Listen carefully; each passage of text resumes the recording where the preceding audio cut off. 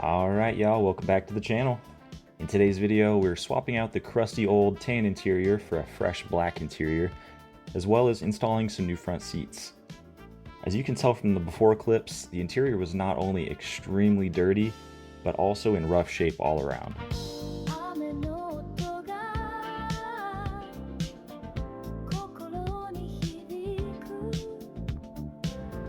I enlisted some help from my buddy Matt here, so shout out to him, he was a huge help. As you can see, we just started tearing stuff apart. The front seats were already out at this point. Matt got a little excited and got a head start on me, but that's cool, I appreciate him. If you've never torn apart the interior of a car before, it might look pretty intimidating, but it's really no big deal. Neither of us have ever torn apart the interior of an IS300. It's not something that you really need prior experience for. Really, you're just going to start pulling at things, and if you feel resistance, there's either going to be a clip, a bolt, a retainer, or something behind there. You're just going to start pulling at stuff and pulling off all the hardware as you go.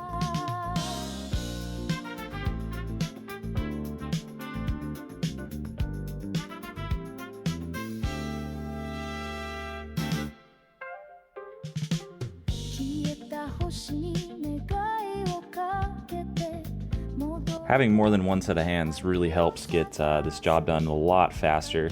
So if you can, enlist a buddy to help. But if not, it's definitely a manageable job by one person.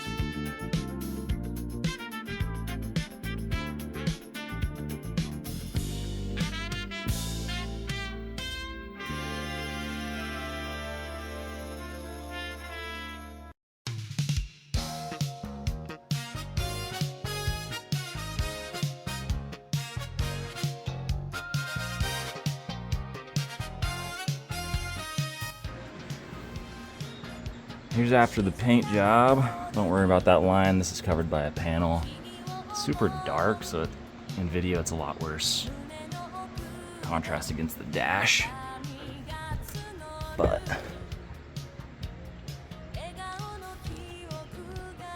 I'm stoked on that, that looks super good. Cool. While we were waiting, we got the rear seat, the rear panel, and then all the seat belts in. So next is going to be the carpet. And before I get called out, yes, I did remove the gloves and the scissors under that passenger floorboard.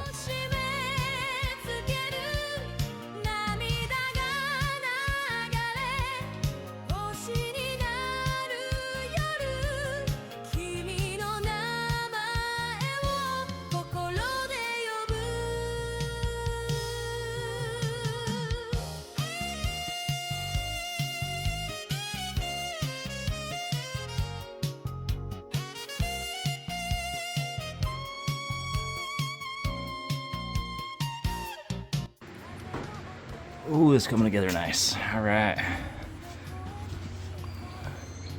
Fresh carpet in here. Don't mind that big hole in the floor. The owner I got this carpet from, it's all folded up under there, I gotta fix that. The owner I got this from had an aftermarket ECU under their seat, so that's what that hole's for. All right, getting my seat squared away here. This is out of a 24 GR86. I did have to cut some brackets off the front of the rails, and then on, I think it was these holes here, there were some big metal pegs I had to cut off in order for the bottom of the rail to be flat enough to mount my excessive bracket. I'll show you on the driver's seat. I don't think this is probably the best bracket for this specific seat. I love Excessive, I love all their products, but just the mounting hole locations on this bracket specifically, they're a little bit offset from where I would like, specifically for this seat in this car. And I'll show you why. My best from the back seat. It's gonna be pretty hard to tell, but the seat is offset from the steering wheel about an inch to the passenger side. It feels completely fine driving it, but just having a stripe on the wheel right there, that stitch mark, and the stripe on the seat, and they're not lined up, it kind of drives me crazy. So in the future, I'll probably switch to some different seat brackets or some rails to maybe be able to center it a little bit better. But for now, these work. Like I said, I love Excessive products, so I know it's going to be good quality and it's going to be fine, but it just kind of bugs me it's not centered. But let me throw this rail on here, or bracket, onto the stock rails with slider, and I will show you how that's done. Here is the bracket installed.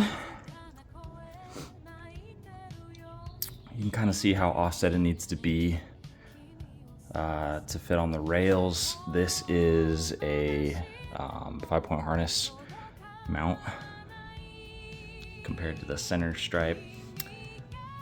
The steering wheel's not off quite that much, I think partly because the rails are slightly angled, but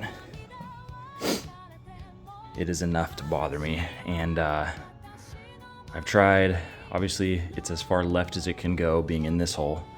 I've tried sliding it farther to the right, both just inside of this hole and all the way to the edge of this hole, and it's got the same problem just on the other side. So the sweet spot would be right in the corner of this bracket here, and I don't really want to compromise the structure of it by drilling into it, especially for something that's not really a big deal.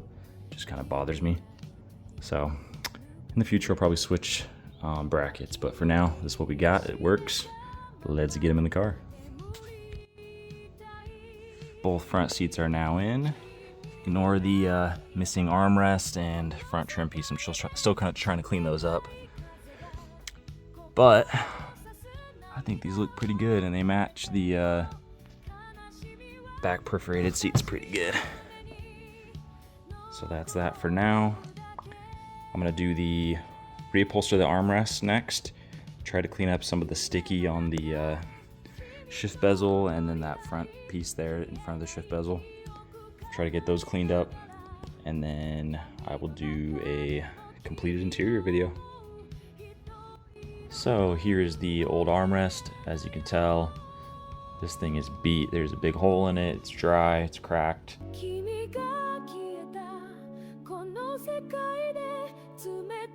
And here is the armrest reupholstered with a cover that I actually got from Etsy. So here is the completed interior. It's not perfect, it's all used, but it's way better than it was. So you got some P2M floor mats.